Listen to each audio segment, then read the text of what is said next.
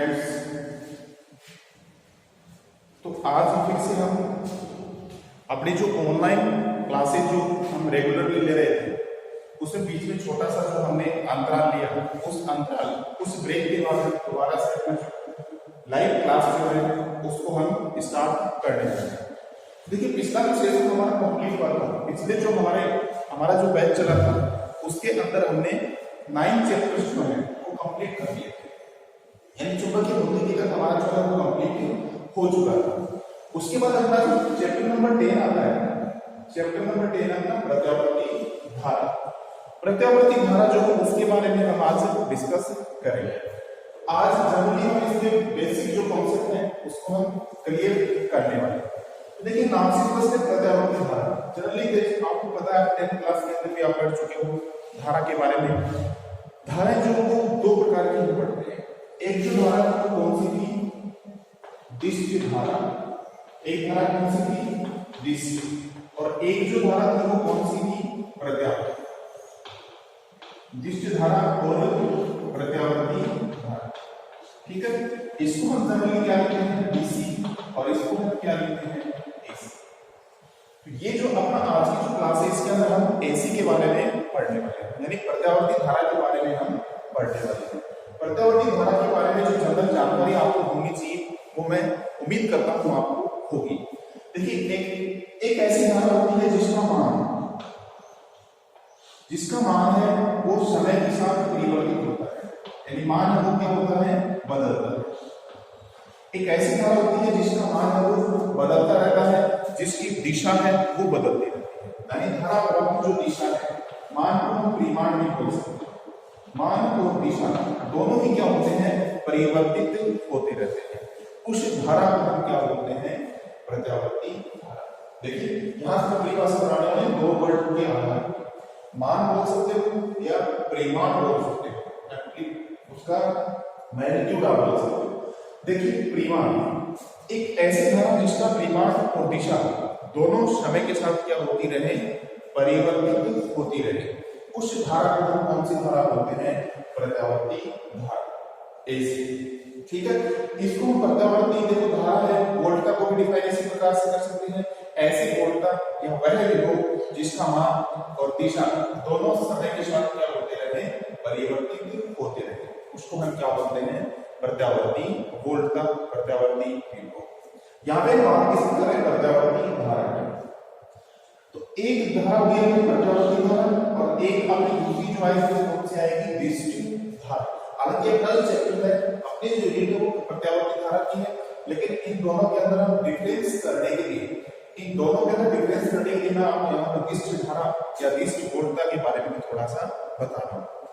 देखिए, एक ऐसी धारा होती है जिसका मान और दिशा दोनों बदलते रहते हैं, वो क्या होगी? एसी होगी।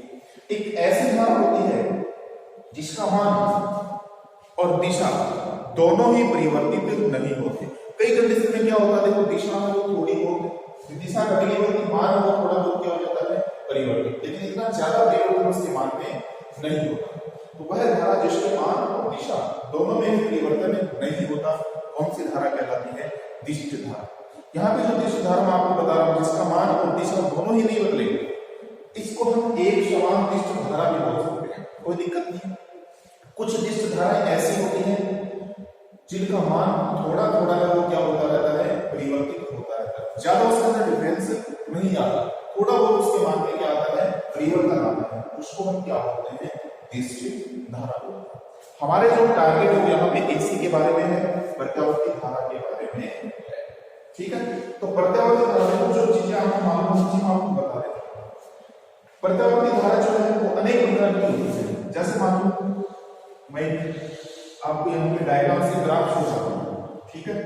ये समय का ग्राफ है, ये वोल्ट का है, धारा कुछ नहीं मान सकते, ये तो वोल्ट का है, आई कुछ नहीं मान सकते, ये समय का ग्राफ।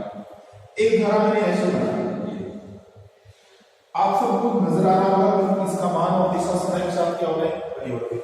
देखो, ये धनात्मक दिशा हो गई, यहाँ पे इसकी दिशा क्या होगी? ऋणात्मक, फिर धनात्मक और फिर ऋणात्मक।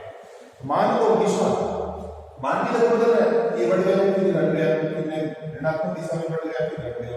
इस प्रकार से इसका मान और दिशा दोनों क्या हो रहे हैं? समय के साथ परिवर्तित हो रहे हैं। इसको हम कौन सी धारा बोलेंगे? प्रत्यावर्ती धारा बोलेंगे।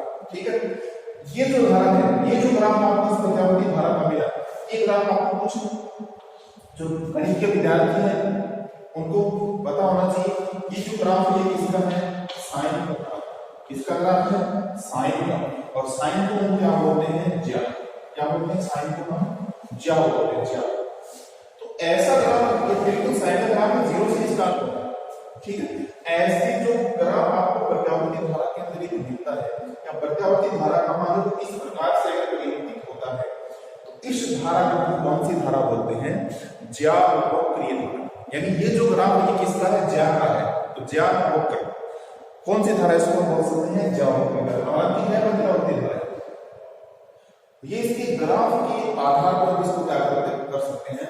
अलग अलग रूप से डिफाइन कर सकते हैं। साइन की जैसा है, इसको हम ज्यावक्रीय धारा बोल सकते हैं। आपको देखो प्रत्यावर्ती धारा ऐसी भी मिल सकती है। ये मान लो समय है, इधर मान लो वोल्ट आवर धारा है। ठीक है, इसका मान देखो ऐसे भी परिवर्तित हो सकता है इस प्रकार से। देखिए यहां भी तो इसकी मान में क्या हो रहा है? परिवर्तन हो रहा है, लेकिन इस बार जो परिवर्तन हो रहा है, जो एक प्रत्यावर्ती धारा इस बार जो आपको दिखाई दे रही है, वो देखो ऐसे छोटे छोटे वर्गों के रूप में आपको दिखाई दे रही है। इस धारा को देखो वर्ग के अनुसार वर्ग के जैसा होते हैं, तो इसको कौन सी धारा बोल सकते हैं? वर्गाकार। इसको कौन सी धारा में बोली थी? ज्यावक्रीय। ठीक है, प्रत्यावर्ती धारा। ठीक है, देखिए धारा के मान इस प्रकार से परिवर्तन हो सकता है। ये समय है, ये वोल्टेज है और ये करंट है। ठीक है, वोल्टेज और करंट में से कोई भी हम एक ग्राफ लेते हैं, समय क्षण उसका मध्यम करते हैं। या आपको कई बार इस प्रकार की मिल सकती है और मिलती भी है। ठीक है, यह आपको कैसे दिखाई दे रही है? देखो त्रिभुज से बन रहे हैं, और त्रिभुज को हम क्या बोलते हैं? त्रिकोण बोलते हैं। तीन भुजाएं और तीन कोण होते हैं, तो त्रिभुज को हम क्या बोलते हैं? त्रिकोण भी बोलते हैं। तो इसको हम कौन सी धारा बोल सकते हैं? त्रिकोणीय धारा। ठीक है, तो कहने का मतलब मेरा ये है कि ग्राफ के आधार पर या जो हम समय के साथ प्रत्यावर्ती धारा या प्रत्यावर्ती वोल्टता का अध्ययन करते हैं, जिस ग्राफ से हम अध्ययन करते हैं, उस ग्राफ के आकार के आधार पर या ग्राफ के अनुसार प्रत्यावर्ती धारा को अलग अलग ग्राफ में वो दे सकते हैं। हम जो पढ़ते हैं वो कौन सी पढ़ते हैं? ज्यावक्रीय प्रत्यावर्ती धारा, ज्यावक्रीय धारा। इसके बारे में हम पढ़ते हैं। ठीक है, तो देखिए इसके बारे में पढ़ते हैं, और सबसे पहले मैंने आपको जो बेसिक जानकारी पहुंचा दी। इसके साथ साथ एक क्वेश्चन भी मैं आपको बता रहा हूं। थोड़ा सा हम 11th क्लास में चलते हैं, वहां पे हमने तरंग पढ़ा, और तरंग के अंदर हमने एक वर्ड पढ़ा था, एक भाषा में पढ़ी थी आयाम। आयाम क्या था? माध्यम स्थिति से अधिकतम विस्थापन को हम क्या बोल रहे थे? आयाम बोल रहे थे। माध्यम स्थिति जो भी होती है उससे अधिकतम विस्थापन जो होता है वो क्या होता है? आयाम। यहाँ पे देखो धारा का अधिकतम मान कुछ भी होता है। जैसे एक बार धारा अवगत कर रहा हूं, ये समय है, ये वोल्ट का धारा है, V या I। ओके, देखिए इसका मैं ग्राफ बना देता हूं, यानी ज्यावक्रीय धारा मान लेंगे। ठीक है, आप देखोगे यहाँ पे जो धारा या वोल्ट का मान है वो आपको क्या मिल रहा है? अधिकतम मिल रहा है। यहाँ भी क्या मिल रहा है? अधिकतम मिल रहा है। दिशा थोड़ी विपरीत है, यहाँ भी क्या मिल रहा है? अधिकतम है। तो जो माध्यम स्थिति से अधिकतम विस्थापन, यहाँ विस्थापन नहीं होगा, यहाँ पे या तो होगा वोल्टेज या होगा करंट, या तो होगा विभवांतर या होगी धारा। इन दोनों यानी वोल्टा और धारा का जो अधिकतम मान हमें यहाँ मिलता है, यहाँ पे जो अधिकतम मान होता है उसको हम कौन सा मान बोलते हैं? ये ध्यान रखना, कौन सा मान बोलते हैं? शिखर मान। शिखर मान, मैक्सिमम वैल्यू, पीक वैल्यू। ठीक है, इसको हम कौन सा मान बोलते हैं? शिखर मान। और शिखर मान को हम इसको बोलते हैं, जैसे वोल्टा का शिखर मान है तो उसको क्या लिख देते हैं? V को। अगर धारा का है तो उसको हम क्या लिख देते हैं? I। ठीक है, ये वोल्टा और धारा के अधिकतम मान को क्या करता है? शो करता है। यानी यहाँ पर इस बिंदु पर वोल्टा और धारा का क्या मिलता है? हमें अधिकतम मान है वो मिलता है। अधिकतम मान यानी शिखर मान हमें प्राप्त होता है। ठीक है, अगली बात क्या आती है? देखो यहां से यहां यहां से धारा का मान बढ़ना शुरू हुआ, फिर ऋणात्मक दिशा में आया। यहां से यहां तक जो है वो प्रत्यावर्ती धारा बोल दो या प्रत्यावर्ती वोल्टता बोल दो, उसका एक चक्कर कंप्लीट हो जाता है। यहाँ पे प्रत्यावर्ती वोल्टता या प्रत्यावर्ती धारा है वो अपना एक राउंड को कंप्लीट कर लेते हैं, और एक राउंड कंप्लीट करके वापस हम नहीं लेके चलना आपको 11th क्लास में। एक चक्कर, जैसे मान लो ढोलक था, पेंडुलम था, पंखा था, जो भी था, गाड़ी का पहिया था, पृथ्वी है, एक चक्कर पूरा जितने समय करते हैं, एक चक्कर लगाने में जो समय लेते हैं उसको हम क्या बोलते हैं, आवर्तकाल। और उसको हमने शो किससे किया था, याद हो तो कैपिटल टी से। तो ये जो समय हम यहाँ से यहाँ तक का ले रहे हैं, ये जो समय हम ले रहे हैं यहाँ से यहाँ तक, इसको हम क्या बोलते हैं, कैपिटल टी से लिख देते हैं एक बार, यानी एक आवर्त। इसका मतलब एक चक्कर आपको सर एक चक्कर कैसे पूरा होगा, देखो यहां से इस प्रकार से आधा चक्कर तो ये हो गया धनात्मक, और आधा चक्कर क्या हो गया, ऋणात्मक। वापस आप यहां से यहां देखोगे तो ये पुनरावृत्ति होगी, यहां से वापस इसी कला के अंदर हमें धारा मिलेगी यहां से, यानी वापस ये धनात्मक आएगा, फिर ऋणात्मक आएगा, फिर एक चक्कर पूरा हो जाएगा। तो इसको हम इससे लिख देते हैं, समय को कैपिटल टी से। इस कैपिटल टी के हम अलग अलग इससे कर सकते हैं, देखो ये पूरा टी है, यहां से यहां तक का पूरा अगर टी है तो ये आधा चक्कर पर ये समय कितना हो जाएगा, t/2, यानी आवर्तकाल का आधा होगा कि नहीं होगा भाई, पूरा समय है कैपिटल टी है तो आधा क्या होगा, t/2। ये t/2 का इधर भी आधा ही बचा, ये भी क्या हो जाएगा, t/2। ठीक है, यदि हम क्या कर सकते हैं, ये मेरे आपको इसमें टी का हमें पता होता है t/2 का, लेकिन बताने का मकसद क्या है, बताने का मकसद मेरा ये है कि जो t/2 समांतराल होता है उसमें तो धारा या वोल्टेज तो धनात्मक दिशा में प्रवाहित होती है, आधा जो समय बचेगा उसके अंदर विपरीत दिशा में, अगर यहाँ ऋणात्मक होती है तो यहाँ धनात्मक आ जाती है, यहाँ धनात्मक है तो यहाँ ऋणात्मक आ जाती है। आधा समय जो बचेगा आवर्तकाल का अर्ध आवर्तकाल उसमें ऋणात्मक दिशा में, या ये कह सकते हैं कि प्रथम जो अर्ध चक्र था वो उसके विपरीत अर्ध चक्र, प्रथम धनात्मक था तो ऋणात्मक, प्रथम ऋणात्मक था तो दूसरा धनात्मक। इसके अंदर t/2 और t/2 के बराबर समांतराल के अंदर हम अगर गणना करते हैं अर्ध आवर्तकाल के अंदर, एक अर्ध आवर्तकाल के अंदर तो धनात्मक दिशा में धारा वोल्टता होती है, और शेष जो अर्ध आवर्तकाल बचे उसके विपरीत दिशा में क्या, ऋणात्मक। Okay, clear. तो ये मेरा बताने का मकसद। अब बात आती है कि समय के साथ आप ग्राफ ले रहे हो, आप ये बोलोगे सर मुझे तो पता नहीं है कि धारा कितनी प्रवाहित हो रही है, किस समय कितनी प्रवाहित हो रही है, हमें कोई पर्टिकुलर टाइम देते तो हम कैसे फाइंड करें। किसी भी समय पर जैसे आपको कोई प्रत्यावर्ती धारा की कीमत है आपके पास, और किसी भी समय आपसे पूछ ले, किसी भी समय अब पूछ ले, 5 मिनट बाद पूछ ले कि धारा कितनी प्रवाहित हो रही है या कितना वोल्टेज इसके अंदर फ्लो है, तो देखिए किसी भी समय पर अगर हम किसी की वैल्यू फाइंड करते हैं, जैसे हम 11th क्लास के अंदर किसी भी समय वेग की गणना कर रहे थे, हम क्या बोलते थे, तात्क्षणिक वेग। किसी भी समय हम चाल की गणना कर रहे थे, तात्क्षणिक चाल। किसी भी समय हम त्वरण की गणना कर रहे थे, तात्क्षणिक त्वरण।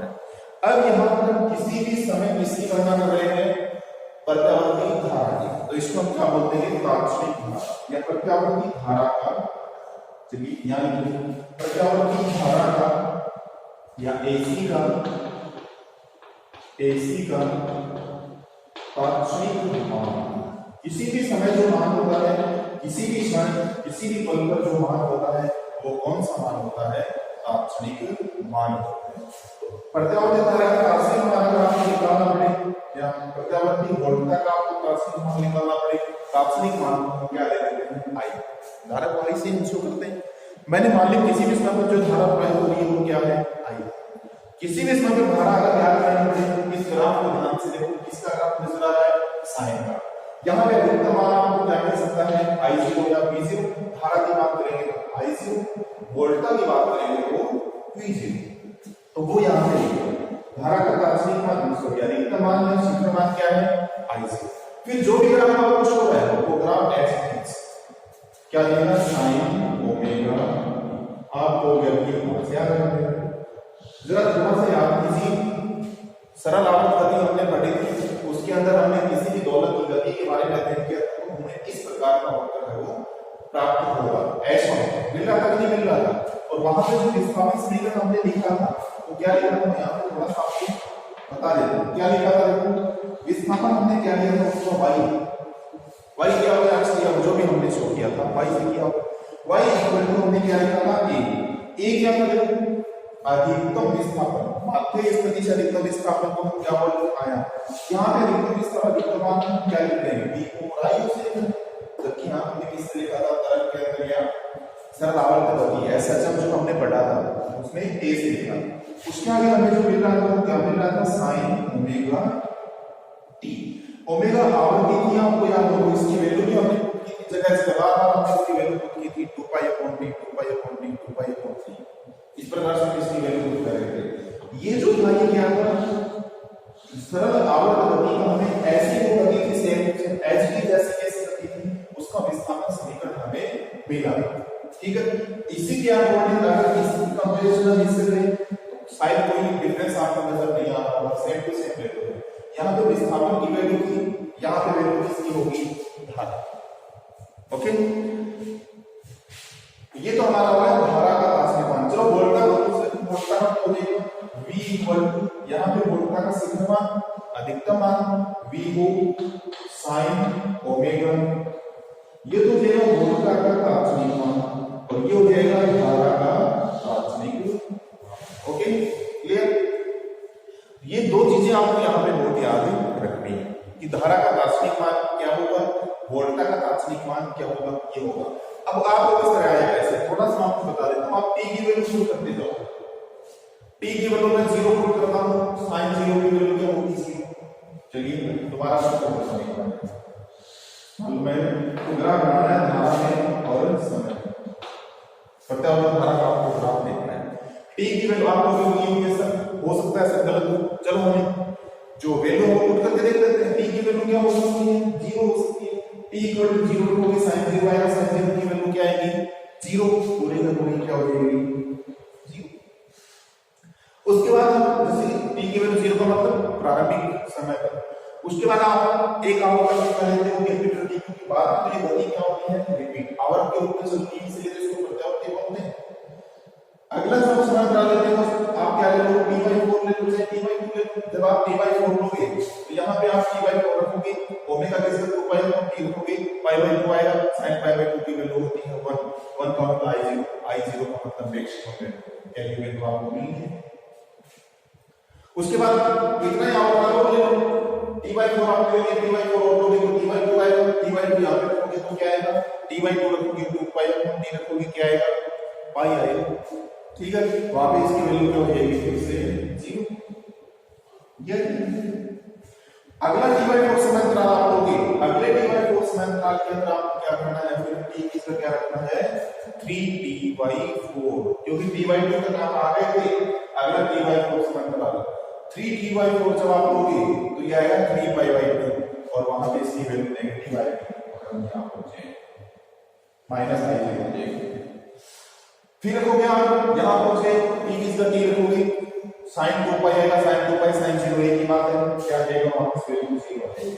देखो कई ग्राफ आपको नहीं मिल रहा है, यानी हमने जो तात्कालिक धारा या तात्कालिक वोल्टा का जो समीकरण लिखा है, जो वैल्यू हमने पुट की है वो हमारी क्या है एकदम सही है, यानी तात्कालिक धारा का मान ये होगा, तात्कालिक वोल्टा का मान है ये, ओके। तो ये थोड़ा सा क्या है कि मैं थोड़ा सा आपको जो बेसिक क्लियर करवाने का जो मेरा लक्ष्य था तो मैंने आपको इसका क्लियर करवा दिया। अब अपनी अगली क्लास जो कुछ ही समय के बाद में होगी, लगभग 1 घंटे के अंतराल के बाद अपनी अगली जो क्लास होने वाली है उस क्लास के अंदर हम इस प्रत्यावर्ती धारा की एवरेज वैल्यू की बात करते हैं। औसत मान क्या होगा धारा का या वोल्टा का, देखो धारा या वोल्टा तो एक साथ बोलने की जरूरत नहीं है, सारे साथ साथ चलेंगे, पैरेलल है, दोनों एक साथ ही चलते हैं धारा और वोल्टा। तो इसके औसत मान की हम बात करेंगे, यानी क्या करेंगे, हम इसकी एवरेज वैल्यू क्या करेंगे, धारा का औसत मान धारा या वोल्टा, ठीक ही बात है। और हम क्या याद करेंगे इसका, देखो औसत मान भी अलग अलग याद करेंगे, पहले आधे चक्र में कितना होगा, दूसरे आधे चक्र में कितना होगा, फिर पूरे चक्र में कितना होगा, ऐसे वोल्ट आधे चक्र में कितनी होगी, अगले आधे चक्र में कितनी होगी, पूरे चक्र में कितनी होगी, सारे चक्रों की याद करने की, क्योंकि फिर तो ये रिपीट हो रहे हैं। फिर इसके नाम आरएमएस वैल्यू आती है, वर्ग माध्य मूलमान। चाहे तो आई आरएमएस ज्ञात कर लो, चाहे वी आरएमएस, दोनों का एक ही जैसा प्रोसेस है। आई आरएमएस और वी आरएमएस में क्या करें, वर्ग माध्य मूलमान, वो भी इस आधे चक्र का क्या होगा, इस आधे चक्र का क्या होगा, इस पूरे चक्र का क्या होगा, ये हम याद करेंगे। और ये बहुत इंपॉर्टेंट यहाँ से न्यूमेरिकल भी कई प्रकार के सॉल्व करते हैं, क्योंकि आरएमएस वैल्यू क्या तो आपसे कई बार पूछ लेते हैं कि आरएमएस वैल्यू देके आपको एवरेज वैल्यू पूछ लेते हैं, या आपको मैक्सिमम वैल्यू आई को बी को पूछ लेते हैं।